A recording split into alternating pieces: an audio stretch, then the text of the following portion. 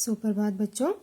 तो जैसा कि आपको याद होगा कि कल की हिंदी की कक्षा में मैंने आपको आपकी पाठ्य पुस्तक सुबोध का पाठ 16 जिसका शीर्षक है खिलौने वाला, वो आपको मैंने पढ़वाया था। और उसका ये शब्द ज्ञान शब्द जो थे ये कॉपी में लिखने के लिए घर पे आपको गृह कार्य भी दिया था।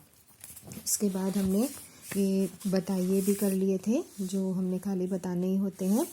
ये हम अगली कक्षा में करेंगे। उत्तर लिखिए। तो आप सब भी अपनी हिंदी की पाठ्य पुस्तक में पेज नंबर 122 निकाल लीजिए। तो हम इसका थोड़ा सा आज अभ्यास कार्य करते हैं। पहले है बहुविकल्पी प्रश्न। सही उत्तर पर सही चिन्ह लगाइए। कौन मधुर ढंग से गाता था? कौन गाता था? खिलौने वाला, मुरली वाला, मिठाई वाला या फेरी वाला? कौन गाता था? खिलौने वाला। हमने इस पर टिक कर दिया। स्त्रियां कहाँ से झांकने लगती थी? छज्जों पर से, खिड़कियों से, घरों से या दरवाजों से? कहाँ से झांकती थी स्त्रियां? छज्जों पर से। ठीक है, तो हम इस पे टिक कर देंगे। उसके बाद है तीसरा पॉइंट, वह खिलौने किस में रखता था? पोटली में, झोली में, टोकरी में या थैली में? तो वो किस में रखता था? टोकरी में। तो हम टोकरी में पे टिक कर देंगे। ठीक है, तो इसका कौन सा विकल्प सही है? खिलौने वाला। दूसरे का है छज्जों पर से। तीसरे का है टोकरी में। ठीक है बच्चों। फिर है अगला है आपका छोटे बच्चों की बोली को समझिए। ये मैंने आपको पाठ पढ़ाते वक्त ही मैंने आपको क्लियर कर दी थी बात कि ये जो छोटे बच्चों की तोतली सी बोली होती है, इनका मतलब इन्होंने कौन से शब्द अपनी तोतली भाषा में बोले हैं। छुंदल मतलब सुंदर, आथी मतलब हाथी, इचका इसका, मेला मेरा, गोला घोड़ा, उचका यानी उसका। ठीक है। फिर है रिक्स खाली जगह भरिए। खिलौने वाला बहुत डैश ढंग से गाता था। किस ढंग से गाता था? बहुत मधुर। ठीक है, तो यहाँ क्या आएगा? मधुर। मधुर ढंग से गाता था। स्त्रियां क्या आएगा? घर के छज्जों से नीचे झांकने लगती थी। ठीक है, पहले में क्या आएगा? खिलौने वाला बहुत मधुर ढंग से गाता था। दूसरा आएगा स्त्रियां घर के छज्जों से नीचे झांकने लगती थी। ठीक है, उसके बाद है मूल्य पर प्रश्न। ये मैं आपको कल करवाऊंगी। आपकी सोच, ये आपका गृह कार्य रहेगा। ये आपने सोच कर रखना है। मैं इसका आपसे उत्तर पूछा जाएगा खाली। यदि आप मिठाई वाले की जगह होते तो बच्चों के साथ कैसा व्यवहार करते? तो आप अच्छा व्यवहार ही करते उनके साथ जैसा वो करता था। तो इसका उत्तर आप सोच के रखेंगे कि आपने किस तरह उत्तर इसका देना है। फिर है भाषा की बात। वचन बदलिए। मतलब इसमें आपको एक चीज़ से ज़्यादा चीज़ें बनानी है। ठीक है, एक से आपको बहुवचन बनाना है। गोली गोलियां, पैसा पैसे, हाथी का हो जाएगा बहुवचन हाथियों। ठीक है, और स्त्री का हो जाएगा स्त्रियां। ठीक है,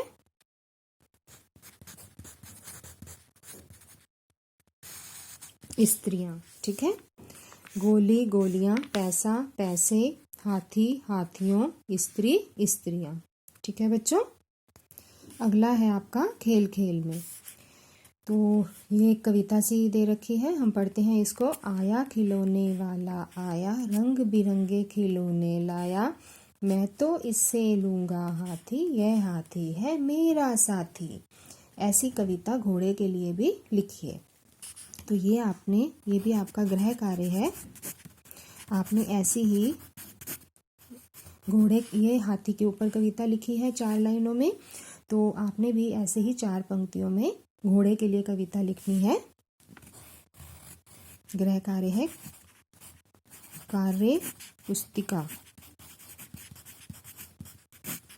में लिखिए।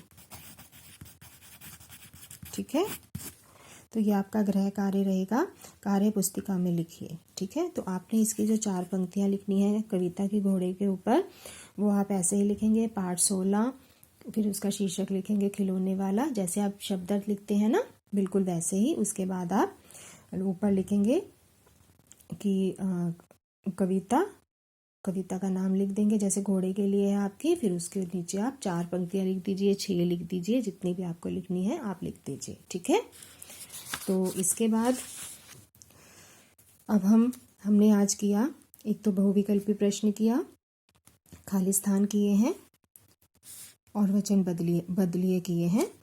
आपकी सोच और ये कविता घोड़े पर, ये आपका गृह कार्य रहेगा। ठीक है बच्चों।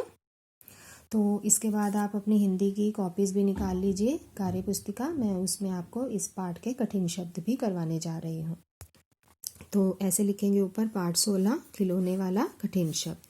तो चलिए 10 कठिन शब्द हैं, हम कर लेते हैं। स्वर, आवाज़, खिलौने वाला, पसंद, मिठाई, मधुर, चंचल, कमाई, लाभ, वस्तुएं। ठीक है बच्चों। तो ये थे आपके पाठ 16 के 10 कठिन शब्द, और बाकी का जो इसका काम रह गया है वो हम अगली कक्षा में करेंगे। ठीक है। उसके बाद ये हमारा पाठ पूरा हो जाएगा। मैं आपको इसका PDF भी भेज देती हूँ। तो आज की कक्षा में इतना ही है बच्चों, मिलते हैं अगली कक्षा में। तब तक के लिए जय हिंद।